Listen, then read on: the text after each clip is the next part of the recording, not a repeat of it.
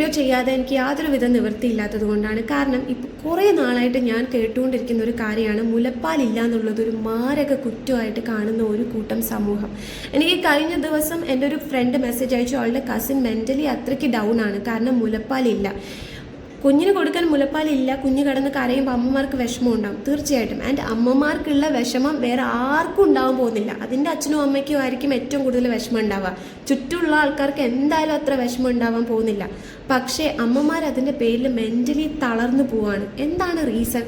കാരണം മുലപ്പാൽ ഉണ്ടെന്നുള്ളത് ഒരു ക്രെഡിറ്റും മുലപ്പാലില്ല എന്നുള്ളത് ഒരു കുറ്റവുമായി കാണുന്ന ഒരു വിഭാഗം ആൾക്കാർ ഇത് അവരുടെ തലയിലേക്ക് കെട്ടിവെക്കുകയാണ്.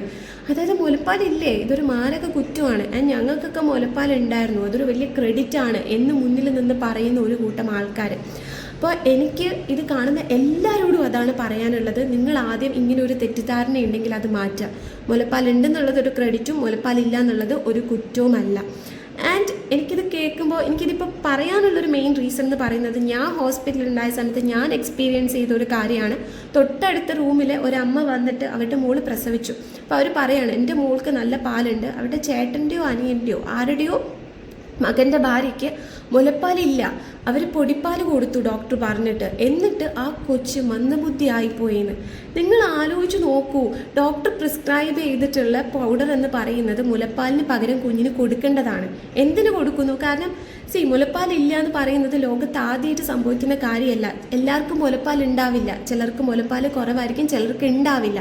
അപ്പോൾ സ്വാഭാവികമായിട്ട് കുഞ്ഞിന് വേണ്ട പോഷകങ്ങൾ കിട്ടണ്ടേ, കുഞ്ഞ് വളരണ്ടേ.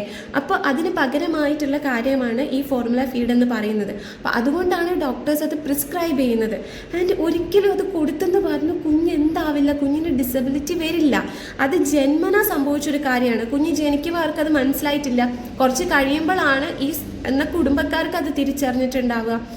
നിങ്ങൾ ആലോചിച്ച് നോക്കൂ, ആ അമ്മ ഇങ്ങനെ ഒരു കുഞ്ഞിൻ്റെ അമ്മയാണ് അവരെന്തുമാത്രം സ്ട്രെസ്സിലൂടെയാണ് കടന്നു പോകുന്നുണ്ടാവുക. സ്വാഭാവികമായിട്ടും അവർക്ക് പാലുണ്ടാവില്ല. സ്ട്രെസ്ഫുൾ ആയിട്ടുള്ള സിറ്റുവേഷനിലൂടെ കടന്നു പോകുമ്പോൾ പാലുണ്ടാവില്ല, അത് പാല് കുറയും, പ്രൊഡക്ഷൻ കുറയും.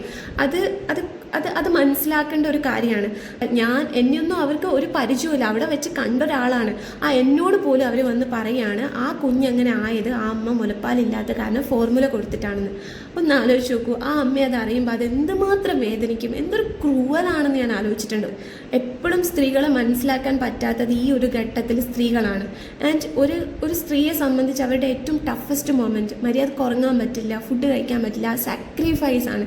ആ ഒരു സമയത്ത് ഇങ്ങനെയുള്ള കാര്യങ്ങൾ പറയാൻ പറ്റുന്നുണ്ട് എങ്കിൽ മനുഷ്യത്വമില്ലായ്മയാണ്. അതെ, മനുഷ്യത്വമില്ലായ്മ തന്നെയാണത്. അതിന് വേറൊരു വാക്കും അതിന് പ്രയോഗിക്കാൻ പറ്റില്ല. അതുകൊണ്ട് എനിക്കിത് കേൾക്കുന്ന എല്ലാവരോടും പറയാനുള്ളത്, എല്ലാവർക്കും മുലപ്പാൽ ഉണ്ടാവണമെന്നില്ല. ആൻഡ് ഉള്ളതൊരു ക്രെഡിറ്റ് അല്ല, ഇല്ലാത്തതൊരു കുറ്റമല്ല. മുലപ്പാലില്ല എങ്കിൽ നിങ്ങൾക്കൊരു ഡോക്ടറെ പോയി കാണാം, അതിന് നിങ്ങൾക്ക് വേണ്ട മരുന്നുകൾ സ്വീകരിക്കാം. ആൻഡ് കുഞ്ഞിന് എന്ത് വേണം? പോഷകങ്ങൾ വേണം. അതുകൊണ്ട് മുലപ്പാൽ ഇല്ലാത്ത പക്ഷം നിങ്ങൾ ഫോർമുല കൊടുക്കുന്നത് ഒരിക്കലും ഒരു കുറ്റമല്ല.